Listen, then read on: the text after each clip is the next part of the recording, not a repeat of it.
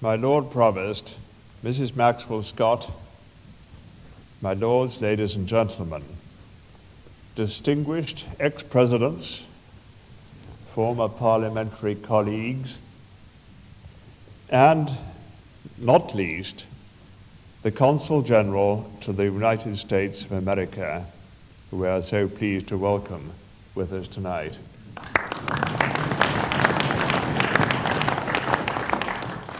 We are gathered together to salute Sir Walter Scott on this, the culmination of the 150th anniversary of his death. And I may say how tremendously honored I have felt at being president during such a year. There can be few great men who have inspired so enthusiastic a following among scholars and others worldwide a century and a half later, and infectious admiration for him still grows. It's quite surprising that in spite of the wealth of scholarly talent that has been devoted to analyzing and discussing his every move and thought during this time, there can be anything left to say or write about him. Yet it is my modest hope that I may be able to touch on some aspects of his life that are not too well known to those present.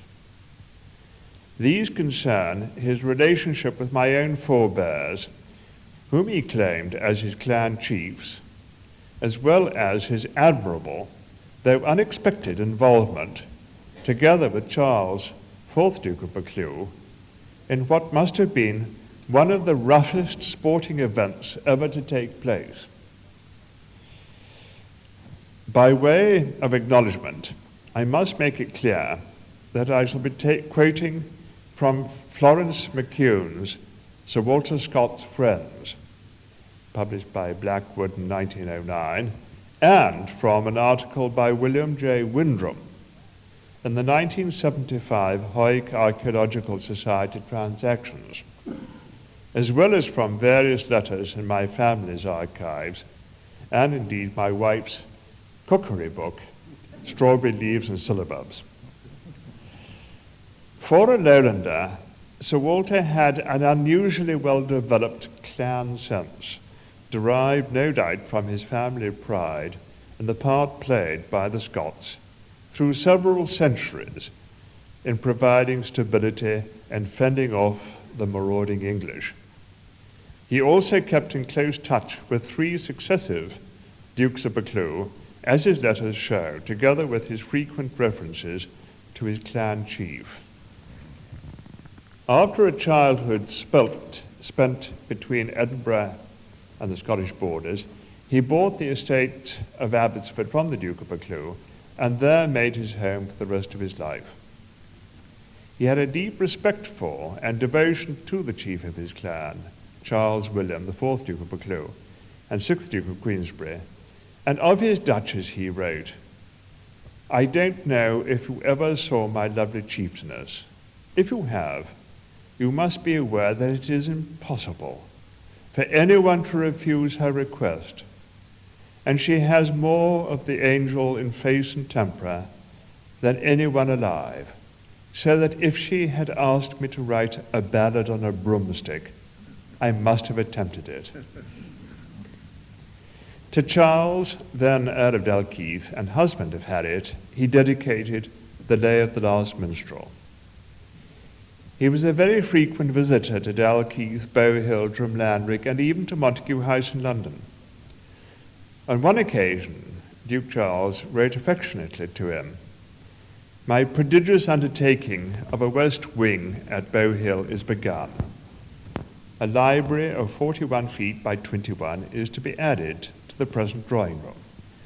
A space for one picture is reserved over the fireplace, and in this warm situation I intend to place the guardian of literature." And that hanging is yet to be accomplished. One charming letter he wrote on the 8th of August, 1814, from the lighthouse yacht in the Sound of Lerwick in Zetland started, "Health to the chieftain from his clansmen true. From her true minstrel, health to fair Buccleuch, health from the isle where dawn at morning weaves her chaplet with the tints that twilight leaves. Sadly, his chieftainess died very soon thereafter, and in his journal dated the 4th of September off Port Rush in Northern Ireland, on hearing the news, he wrote this very moving tribute. Here I learn with inexpressible surprise and distress the death of one of the most valued of the friends whom these memoranda might interest. She was indeed a rare example of the soundest good sense and the most exquisite purity of moral feeling, united with the utmost grace and elegance of personal beauty, and with manners becoming the most dignified rank in British society. There was a feminine softness in all her deportment which won universal love, as her firmness of mind and correctness of principle commanded veneration. To her family her loss is inexpressibly great. I know not whether it was the purity of her mind or the ethereal cast of her features and form, but I could never associate in my mind her idea and that of mortality, so that the shock is the more heavy as being totally unexpected. God grant comfort to the afflicted survivor and his family. And to Lord Montague, Duke Charles's brother, he wrote in December, "The late Duchess honoured me with no common share of her confidence and friendship, and I cannot think of her even in writing these lines without feelings of exquisite regret and sorrow. In fact, fate beyond the limits of my own fireside could not have made so deep a breach upon me." However, there were many happier times in the family associations, not least in the dining room. Breakfast, not dinner, his son-in-law Lockhart noted, was Scott's heartiest meal. He came to it from several hours of work and sat down to a table amply supplied. A round of beef, a pasty, a cold sheep's head, eggs, porridge, a huge brown loaf on a broad wooden trencher. He ate no other meal till dinner, when his favourite dishes were old-fashioned ones like haggis and cocky-leeky, which we enjoyed tonight. But he ate and drank sparingly. Potage à la Meg Merrilies was invented in Scott's honour by Monsieur Florence, the Duke of Buccleuch's chef, and I display a portrait of him at the end of the room opposite, illustrated in a picture at Drumlanrig. In the words of Florence McCune, perhaps the functionary furthest removed from our idea of a romantic poet is a chef de cuisine. Yet, the French artists who presided over the ducal kitchen at Bow Hill loved, when Sir Walter was a guest, to compliment him with medieval erections of pastry or marchpane. The hunt, cut out of toast, galloping over a landscape of boiled spinach. The triumph of La Jeunesse's skill was perhaps a reminiscence of a Bow Hill plat. Sir Walter clearly had great admiration for the talents of Monsieur Florence, whose splendid portrait hangs in the serving room at Drumlanrig. In one letter to Duke Charles after a successful fishing expedition, he wrote, "I killed with some assistance 10 dozen perches in Caulshield's Loch. They would require the skill of Monsieur Florence, who could, I suppose, have made an excellent dish, even out of the buff coat and black bonnet of the old Baron himself." He happened to be one of his political adversaries. Before I turn to the great Carter Hall football match, I should mention that Sir Walter, in his many letters to Lord Montague, guardian of the young Duke Walter Francis, who succeeded Charles at the early age of 12, not only shows great concern and interest in his development, but offers a good deal of advice on his education. In 1819 he writes, "The forming of Lord Walter's character is even of more importance than the regulation of his immense property. And it is from your precept and example, my dear Lord, that he must learn to be what his father and grandfather so eminently were, the hope and blessing of his country. 7 years later, he seems to approve of the progress being made, as he records in his journal that he has grown up into a graceful and apparently strong young man and received us most kindly. I think he will be well qualified to sustain his difficult and important task. The heart is excellent, and so are the talents. Good sense and knowledge of the world picked up at one of the great English schools, and it is one of their most important results, will prevent him from being deceived. And with perfect good nature, he has a natural sense of his own situation which will keep him from associating with unworthy companions. God bless him. His father and I loved each other well, and his beautiful mother had as much of the angel as is permitted to walk this earth. Now, after that reference to Eton, I can't help reflecting upon the pleasure it would have given to Sir Walter, who was, after all, a keen nationalist, in the best and the least parochial sense of the word, to see the present establishment at their great seat of learning, now that the four principal posts of provost, vice-provost, headmaster, and lower master are all simultaneously filled by Scotsmen, the headmaster being none other than a distinguished former president of this club, Mr. Eric Anderson.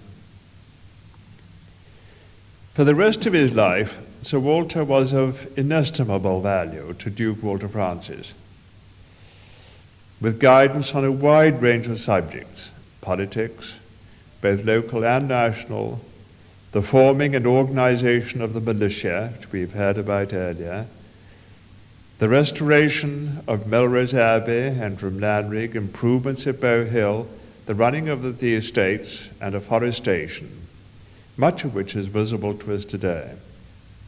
I believe that he would have been well pleased by the performance of his protégé over the following 60 years. How Sir Walter found time to write so much and such a spate of letters on such a wide variety of subjects, as well as all his great literary works, and while spending so much time in traveling, is a mystery to me.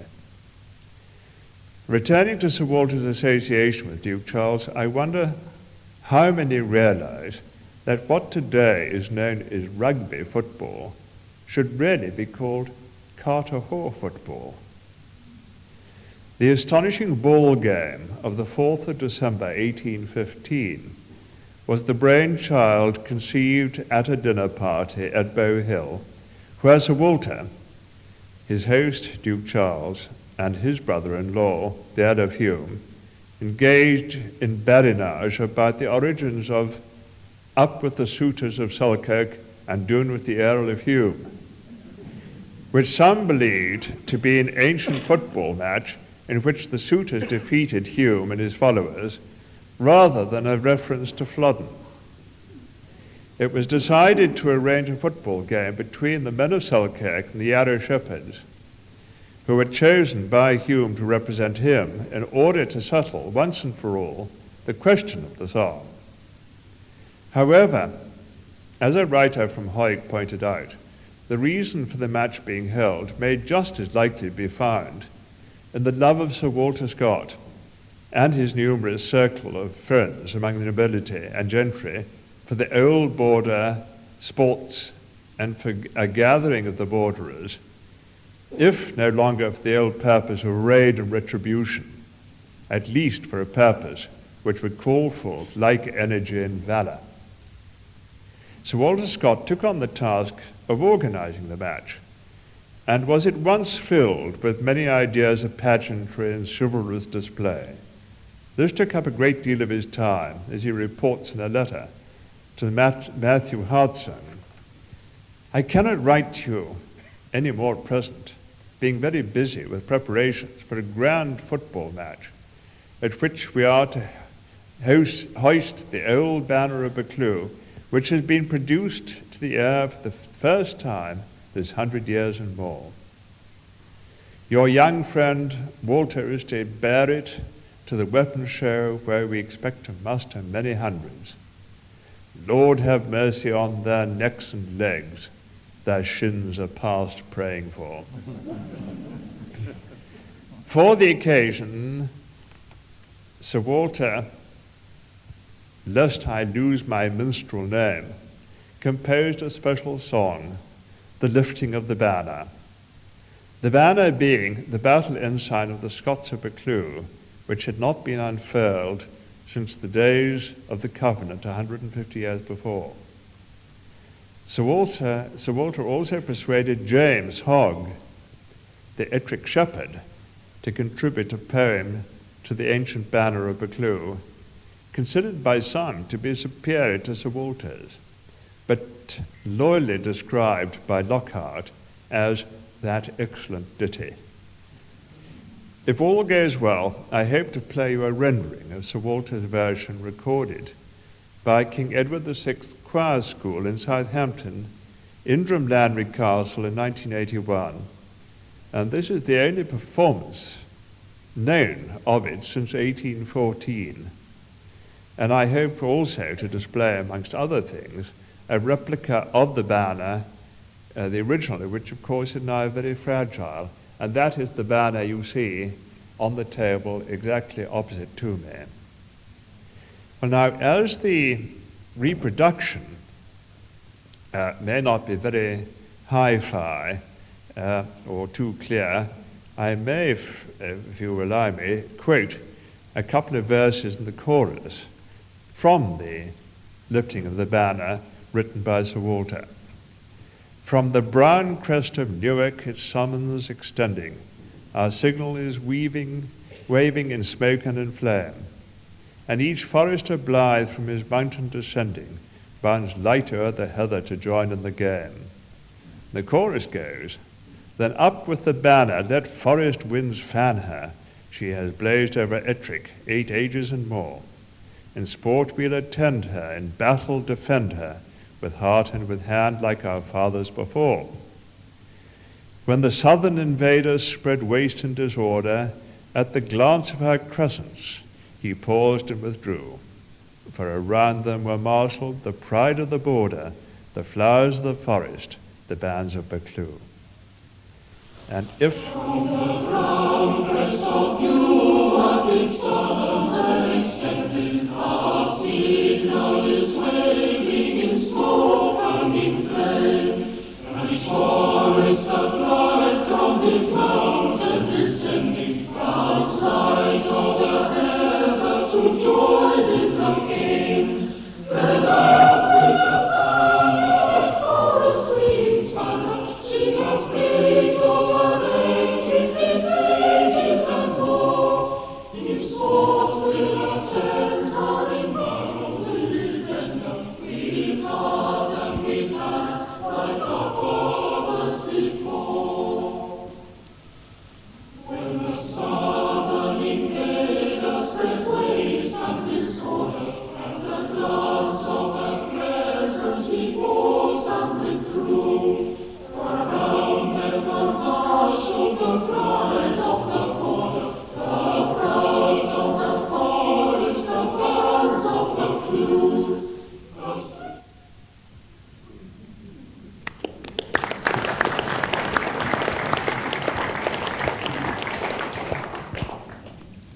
Well, now the rules of the football game are somewhat obscure. And although there was a long tradition of handball in the borders, Scott, Lockhart, and others described this as football. The ball was bigger than the usual handball and was intended to be either kicked or flung. It certainly seems that what was played that day by 750 players, all lusty young fellows using their brawny limbs to serious purpose, was the forerunner of what was played nearly 15 years later at Rugby School, giving the game its name, and what is being celebrated this year in Melrose, the centenary of the Sevens. The contestants were the shepherds of Yarrow and Ettrick, led by the Earl of Hume and James Hogg, his deputy, identified by sprigs of heather in their bonnets, and the suitors of Selkirk, led by their chief magistrate, Dr. Ebenezer Clarkson, wearing fir twigs. At least 2,000 people gathered from far and wide, some camping out in the December night, doubtless fortified by Mountain Dew. What a magic name that is, and why don't we have it, and why doesn't distillers produce it today? At 11 o'clock, Sir Walter's 14-year-old son, Walter, suitably attired, rode round the field, proudly bearing the Bellendian banner to the applause of the crowd and to the delight of his father, who, according to Lockhart, would probably rather have seen his heir carry the banner of Bellendian gallantly at a football match in Carter Hall than he would have heard that the boy had attained the highest honours in the first university of Europe. Unlike our sophisticated sevens today, the goals, or hales as they were called, were about a mile apart, indicated by flags set into the river beds. Duke Charles declared his neutrality and started the game by throwing the ball high in the air. One can imagine the great shout that went up, followed by the stampede. There was a description of a huge mass of human beings swaying, weltering, pushing, and heaving, while the ball underfoot never received a single good blow and made deuced little progress towards either hale. Victory for Yarrow was only foiled when a fleet-footed shepherd with the ball, speeding on a detour by the woods, was ridden down by a mounted farmer. This was followed by a score for the suitors, and the misguided farmer, suddenly convinced of the state of feeling towards him, left the field at full gallop amid a volley of stones and other missiles. 5 years ago, as part of the Queen's Silver Jubilee celebrations, for which I was responsible as local Lord Lieutenant, I was involved in organizing an historic replay of this remarkable match. We managed to include several descendants of the original key figures, including Mrs. Patricia Maxwell Scott, the Lord Hume of the Household, and HRH Prince Richard, Duke of Gloucester. Border rugby football clubs from Langham to Berwick valiantly rallied round, and a great game involving 90 a side took place, with, surprisingly, only 3 broken limbs. To those who see Sir Walter Scott as a man suffering from certain physical infirmities and bound to a desk as the noblest and wisest of British men of letters of the 19th century, it may come as something of a surprise to learn that he was such an all-rounder. This, to his inner circle of admirers, may be well known, but what a pity it is that such versatile virtues are not universal knowledge. Finally, might I, as a great-great-great-grandson of Harriet Catherine, Duchess of Buccleuch, reciprocate some of Sir Walter's glowing tributes by reapplying them to his own great-great-great-granddaughters, who qualify for them so admirably, Patricia and Jean. No one could have done more to enhance and keep alive the lustre attached to their famous name. Not only do they represent the best in our Scottish hospitality to visitors from all over the world, forging new and lasting ties, but in their travels to North America and elsewhere, they have drawn together so many of all ages whose roots, as our own, are forever in Scotland. Before inviting you to take up your glasses, there is one irresistible stanza I must quote from the Lay of the Last Minstrel. For as I'm sure you'll agree, it is appropriate to this occasion in many ways, not least because it emphasizes the continuing nature of things, including our own homage to Sir Walter. While thus he poured the lengthened tale, the minstrel's voice began to fail. Full slyly smiled the observant page, and gave the withered hand of age a goblet, crowned with mighty wine, the blood of Veli's scorched vine. He raised the silver cup on high, and while the big drop filled his eye, prayed God to bless the Duchess long, and all who cheered a son of song. The attending maidens smiled to see how long, how deep, how zealously the precious juice the minstrel quaffed. And he, emboldened by the draught, looked gaily back to them and laughed. The cordial nectar of the bowl swelled his old veins and cheered his soul. A lighter, livelier prelude ran, ere thus his tale again began. I ask you now to rise and drink to the memory of Sir Walter Scott.